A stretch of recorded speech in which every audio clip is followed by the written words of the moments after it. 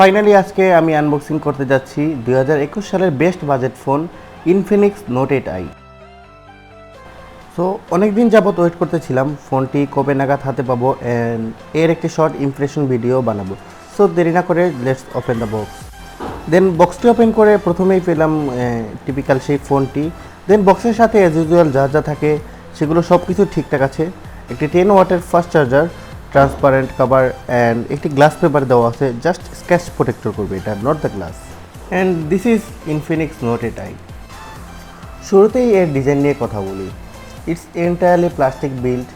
যদিও ফোনটির wait compact, but কেন জানি আমার কাছে এটা একটু চিপ মনে হয়েছে। কিন্তু পেছনের দিকে গ্রিড ইউজ করা হয়েছে, যে কারণে দেখতে অনেক প্রিমিয়াম লাগে। সেই সাথে অ্যাজ ইউজুয়াল পিছে একটি কোয়াড ক্যামেরা সেট আপ করা হয়েছে অ্যান্ড ফোনটির লেফট সাইডে ইউজ করা হয়েছে fingerprint sensor. Well, it's more than enough fast and accurate. Then right সাইডে ডেডিকেটেড স্লট, যেখানে দুইটি সিমের সাথে একটি মেমোরি ইউজ করা যাবে, যা আপ টু 512 জিবি পর্যন্ত ম্যাক্সিমাম ক্যাপাসিটি। এবং একবারে বটমে ইউজ করা আছে 3.5 মিলিমিটার ইয়ারফোন জ্যাক, একটি USB port type C and একটি primary micro. And now let's talk about its display. And এর ডিসপ্লেটা বেশ বড়সড়, খুব এমার্সিভ একটি ভিউ পাওয়া যায় এই ডিসপ্লে থেকে। তবে যেহেতু এটি একটি এইচডি প্লাসের ডিসপ্লে, যারা এফএসডি ইউজ করে অভ্যাস তাদের কাছে শার্পনেসের ঘাটতি বড় আকারে চোখে পড়বে। যদিও এর কালার নেগেটিভিটি নেই, ভিউইং অ্যাঙ্গেলও একদম অ্যাকিউরেট। এই ডিসপ্লেতে ছোট একটা ইস্যু আছে, যেটা হচ্ছে ব্রাইটনেস। ইনডোরে বা শ্যাডো এরিয়াতে ওকে হলেও ডিরেক্ট সানলাইটে একটু ডিম মনে হবে। এবারের পারফরমেন্স নিয়ে কথা বলা যাক। এতে মিডিয়াটেকের হেলিও G80 চিপসেট ইউজ করা হয়েছে অ্যান্ড স্টোরেজ হিসেবে থাকছে LPDDR4 এর 6 GB RAM and 128 GB inbuilt storage. So overall এটি একটি perfect composition for the price.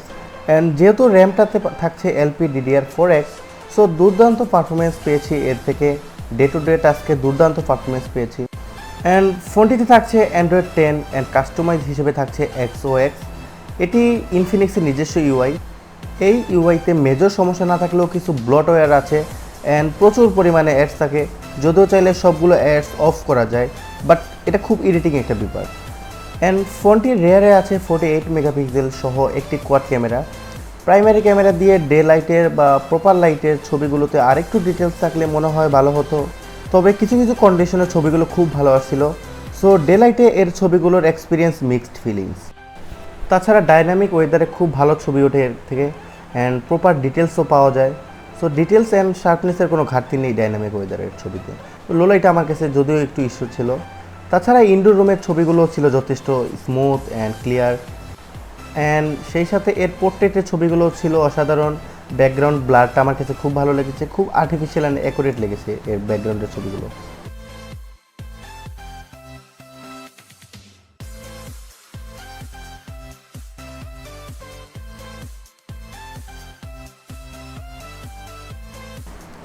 ফ্রন্টের 8 মেগাপিক্সেলের ছবিগুলো খারাপ না, প্রপার লাইটে কোনো সমস্যা নেই, তবে কালারটা আর একটু অ্যাকুরেট হলে ভালো হতো। সো ওভারঅল ফ্রন্ট ক্যামেরা ও জাস্ট ওকে আমি বলবো। সো ওভার কনক্লুশনে বলা যায়, যদি বড় একটি display plus heavy battery and দুর্দান্ত পারফরমেন্স দরকার হয়, then you must take it.